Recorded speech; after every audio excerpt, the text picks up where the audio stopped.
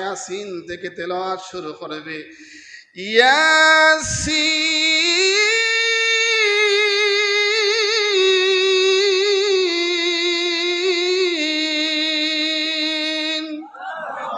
ওয়াল কুরআনিল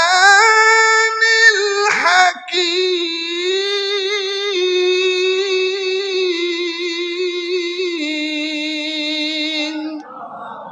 ইন্নাকা লামিনাল মুরসালিন।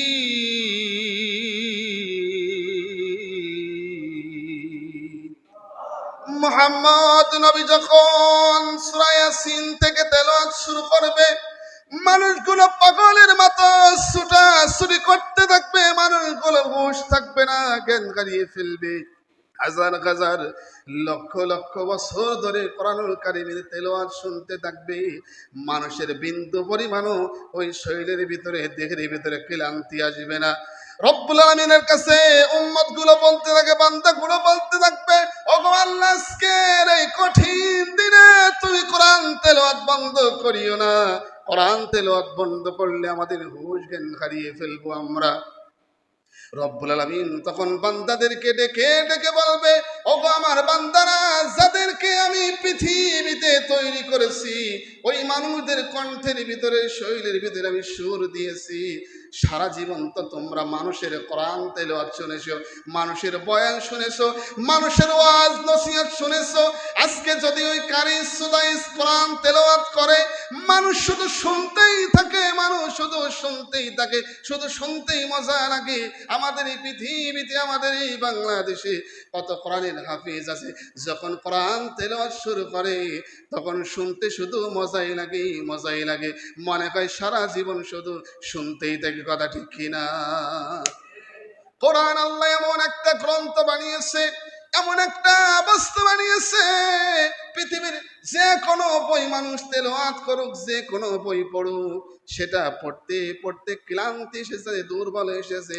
আজকে কত হাজার হাজার বছর ধরে আমরা সূরা ফাতিহা তেলাওয়াত করি নামাজের ভিতরে, কোনোদিন আমাদের মনের ভিতরে ক্লান্তি আসে না, কোনোদিন আমাদের মনের ভিতরে দুর্বলতা আসে না, মনের ভিতরে অভক্তি আসে না। এত তেলাওয়াত করি আর ভালো লাগে না।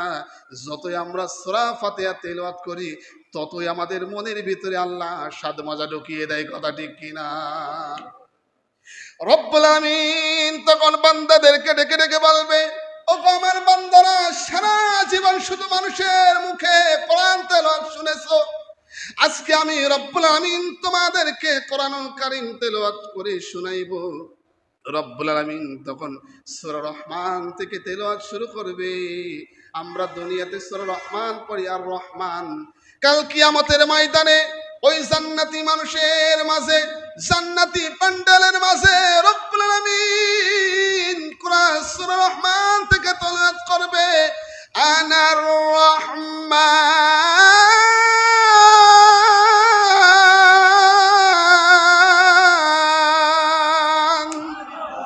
আল্লামাল কুরআন।